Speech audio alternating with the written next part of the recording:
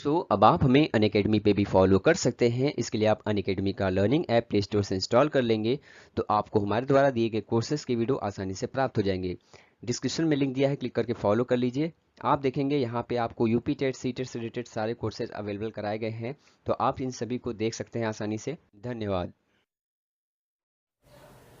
नमस्कार दोस्तों, आप सभी का स्वागत है MSSC नोट्स में। तो दोस्तों आज मैं लेके आऊँ आपके लिए बहुत ही मज़ेदार वीडियो। आज हम लोग यहाँ पे करने वाले हैं मूल अधिकार और मूल कर्तव्य से संबंधित कुछ महत्वपूर्ण प्रश्न जो कि पूछे जाते हैं आपके एग्जाम में नॉर्मली। तो आज मैं करेंगे हम लोग क्वेश्चंस मॉडल में, यहाँ पे क्वेश्चंस करेंगे, उसका सॉल्यूशंस देखेंगे कैसे कैसे चीज़ें बनती हैं, ठीक है, और कैसे आप लोग सॉल्व करते हो। तो आप सब मेरे साथ सॉल्व करते चले जाइएगा। और कुछ बातें हैं उनको मैं अगर बता दूं, जैसे कि अगर हम लोग बात करने वाले हैं किसकी, मौलिक अधिकारों की, ठीक है, मौलिक अधिकार, और किसकी बात करने वाले हैं, मौलिक कर्तव्य की, ठीक है। तो आप सभी को थोड़ा बहुत जानकारी किस भाग में आता है मौलिक अधिकार। मौलिक अधिकार किस भाग में होता है, ये होता है भाग 3 में। कर्तव्य किस में होता है, 4 में होता है क्या, 4 में नहीं, 4A में होता है,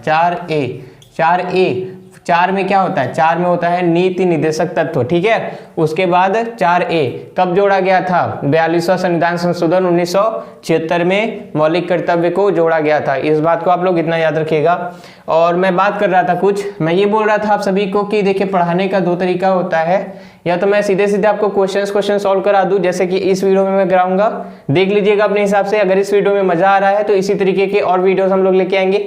नहीं तो थ्योरी मॉडल में, थ्योरी मॉडल मतलब जैसे मैं बताते चलूंगा, जैसे इसमें बताया कि मौलिक अधिकार भाग 3 में आता है, फिर इसमें कौन कौन सी चीजें हैं, किसमें 6 थे, पहले 7 था, किस अनुच्छेद के अंतर्गत कौन कौन सी इंपॉर्टेंट चीजें हैं, तो थ्योरी मॉडल हो जाता है। तो आप सभी को बताना पड़ेगा कमेंट में कि आपको ऐसे वीडियोस चाहिए क्वेश्चंस वाले या थ्योरी वाले चाहिए, ठीक है। और लेवल की बात कर दूं तो देखिए आप सभी जानते हो कि पेपर जो होता है, सभी एग्जाम्स ABCD 4 भाग में बांटे गए हैं, A group, B group, C group और D ग्रुप। तो जो पेपर का लेवल जो मैंने यहाँ पे क्वेश्चंस लिया है वे C और D के लिए है, ठीक है, B और A के लिए नहीं है। B और A के लिए मतलब उतना हाई लेवल नहीं है तो क्वेश्चन, जो क्वेश्चन इनके लिए है वो तो ये सॉल्व कर ही लेंगे, लेकिन इनके लेवल का क्वेश्चन थोड़ा इनके लिए भारी पड़ता है। मैं यहाँ का क्वेश्चन कराने वाला हूँ क्योंकि आपकी जितनी आसपास की परीक्षाएं होने वाली, जैसे SSC GD की परीक्षा हो गई, लेखपाल की हो गई, मंडी परिषद, या जितनी भी आसपास की जो परीक्षाएं हैं, ठीक है, उनको देखते हुए ये जो परीक्षाएं हैं थोड़ा मैं टच करूंगा हाई लेवल। तो अगर आपको हाई लेवल भी चाहिए, थोड़ा सा ज्यादा क्वेश्चन चाहिए ऊपर लेवल के, तो वो भी बता दीजिएगा आप सब हमें, ठीक है। तो ये थोड़ा समझ लीजिए, एक टाइप से ट्रायल क्लास है आप सभी के लिए। देखते हैं आपको मजा आता है कि नहीं, शुरू से लास्ट तक जरूर देखिएगा। आप सभी के सहयोग की आवश्यकता है, तभी हम लोग की क्लास जो है आगे बढ़ सकती है। पहला क्वेश्चन मैं आपके स्क्रीन पे ले आ दे रहा हूं, आप पहला क्वेश्चन देखो और जल्दी से बताओ इसका आंसर क्या होगा। तो पहला क्वेश्चन क्या है, जल्दी से पढ़िए, बिल्कुल सही, ओके। मूल अधिकार कहां से लिया गया, ठीक है। क्वेश्चन यही है कि भारतीय संविधान में इसका मूलभूत कहां से लिया गया है। तो मूल अधिकार कहां से लिया गया है, सभी को पता है कहां से लिया गया है, USA, सही, संयुक्त राष्ट्र अमेरिका। इसकी एक विशेषता बता दूं यहाँ के USA के संविधान की, ये पूरी दुनिया में सबसे छोटा लिखित संविधान USA का है, ठीक है। दुनिया का सबसे छोटा लिखित संविधान USA का है। शायद इसमें 7 अनुच्छेद हैं इसके अंतर्गत USA में, और USA में जितनी भी व्याख्याएं होती हैं वहाँ का सुप्रीम कोर्ट करता है, और वहाँ के हाई कोर्ट जो होते हैं बाकी धीरे धीरे अपनी व्याख्या करते रहते हैं। अगला प्रश्न आपकी स्क्रीन पर दिख ही रहा होगा, प्रारंभ में कितने मौलिक अधिकार दिए गए थे। तो प्रारंभ में कितने दिए गए थे, प्रारंभ में 7 मौलिक अधिकार दिए गए थे। संपत्ति का अधिकार 7वें नंबर का अधिकार था, जिसको बाद में क्या कर दिया गया था, हटा दिया गया था। अगला क्वेश्चन आपके सामने क्या है, संविधान की किस धारा के अंतर्गत कोई भी व्यक्ति मूलभूत अधिकारों के हनन का मामला सीधे उच्चतम न्यायालय में उठा सकता है। तो कौन सा अनुच्छेद होता है जिसके अंतर्गत वो सीधे सीधे उच्चतम न्यायालय यानी सुप्रीम कोर्ट में भी जा सकता है और कह सकता है कि यहाँ मेरा हनन हुआ है, मेरा केस दर्ज करो। तो किस अनुच्छेद के अंतर्गत, तो अनुच्छेद 32। क्या है अनुच्छेद 32, संवैधानिक उपचारों का अधिकार, ठीक है। और ये होता है, इसी को कहते हैं, इसी अनुच्छेद के अंतर्गत ये माना जाता है कि सुप्रीम कोर्ट को मौलिक अधिकारों का संरक्षक माना जाता है। सुप्रीम कोर्ट और हाई कोर्ट ये दोनों लोग मौलिक अधिकार का संरक्षक करते हैं, रिट जारी करते हैं। 5 प्रकार की रिटें होती हैं। हो सकता हो कि आगे क्वेश्चन होगा। देखिए अगला एक क्वेश्चन आपके सामने दिख रहा है, एक रिट किसके द्वारा जारी की जाती है? रिट कौन जारी करता है? ठीक है, तो रिट कौन जारी करता है, जल्दी से बताया। अभी भी मैंने बताया, तो एक उच्च न्यायालय, ठीक है, इसके अनुसार उच्च न्यायालय।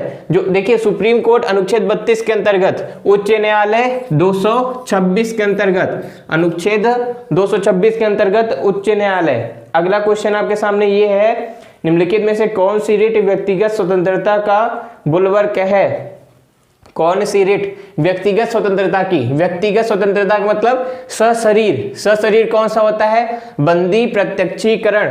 कौन सा ऑप्शन है इसमें? ऑप्शन नंबर बी, ठीक है। कौन सा से होगा? बंदी प्रत्यक्षीकरण का मतलब क्या होता है? सशरीर हाजिर होना, ठीक है। जैसे कि ये सरकारी, और ये भी है कि एक ऐसा अधिकार है जो केवल सरकारी और गैर सरकारी दोनों पे लागू होता है, ठीक है, याद रहेगा। अगला देख लीजिए, 7वां अगला क्वेश्चन ही हमारा, निम्नलिखित में से किस स्थिति में बंदी प्रत्यक्षीकरण रिट जारी की जाती है? तो किस स्थिति में? तो यहाँ पे क्या होती है, कौन सी स्थिति होती है? जब कोई पुलिस नजरबंदी कर लेती है, ठीक है, पुलिस नजरबंदी करती है, पुलिस दिख नहीं रहा होगा इधर, मैं इधर लिखता हूं, पुलिस नजरबंदी मतलब क्या होता है? जैसे आप सभी जानते हो कि अगर कोई भी गिरफ्तार किया जाता है तो 24 घंटे के अंदर अंदर किसी न्यायालय, जिला न्यायालय या मजिस्ट्रेट के सामने पेश होना रहता है 24 घंटे के अंतर्गत। लेकिन अगर नहीं किया जाता है, वर्किंग डे की बात हो रही है, ऐसा नहीं कि शनिवार को है तो रविवार को कोर्ट बंद है तो क्या करोगे, तब सोमवार को जाना पड़ेगा जिस दिन कोर्ट खुलेगा, ठीक है। और आप लोग इतना ध्यान रखिएगा कि ये किसके लिए होता है? पुलिस नजरबंदी के लिए होता है। अगला क्वेश्चन है कि कौन सी किस स्थिति में बंदी प्रत्यक्षीकरण रिट जारी की जाती? हो गया। अगला देख लीजिए, अगला क्वेश्चन क्या है, आपकी स्क्रीन पे दिख रहा होगा। तो दोस्तों अगला क्वेश्चन है कि इनमें से कौन सा जोड़ा जो है अनुकूल है, मतलब सही है? चारों ऑप्शंस को पढ़िए। अनुच्छेद 14 दिया है, विधि के अनुसार समता, सही है। अनुच्छेद 14 में समता का अधिकार है, बिल्कुल सही। अनुच्छेद 16 में समान अवसर है, बिल्कुल सही है, समान अवसर अनुच्छेद 16 के अंतर्गत है। 17 में क्या है? उपाधियों का समापन, गलत दिया है। 17 में मैंने बताया था अस्पृश्यता, क्या है? 17 में अस्पृश्यता का अंत, ठीक है, अस्पृश्यता का अंत अनुच्छेद 17 के अंतर्गत है, यानी यहाँ पे ऑप्शन नंबर सी जो है सही होगा। अगला क्वेश्चन देख लीजिए, किस संविधान संशोधन अधिनियम द्वारा संपत्ति का अधिकार मूल अधिकार नहीं रहा? कौन सा संविधान संशोधन था दोस्तों? तो वो कौन सा था? बिल्कुल सही, एकदम सही, 44वां। कौन सा था? 44वां संविधान संशोधन। 300A में रखा गया है ना, 300A, सब क्लॉज ए ऐसे लगता है, ठीक है, 300A में रखा गया है, याद रहेगा। ओके, चलिए अगला क्वेश्चन जल्दी जल्दी देख लीजिए क्या है। अगला क्वेश्चन दिख रहा है, चलिए, किसने कहा था? मैंने बताया है अनुच्छेद 32। अनुच्छेद 32 को क्या किया गया है? अंबेडकर जी ने कहा है कि ये संविधान की आत्मा है। ये क्या है? संवैधानिक उपचार वाला, ठीक है, मैंने भी बता दिया, संवैधानिक उपचारों का अधिकार। अगला देख लीजिए जल्दी से, मूल अधिकार किस भाग में है? मूल अधिकार भाग 3 में है, पढ़ाया था, ठीक है, मूल अधिकार भाग 3 में शुरुआत में ही बता दिया है। अगला क्वेश्चन देख लीजिए जल्दी से देखिए अगला क्वेश्चन।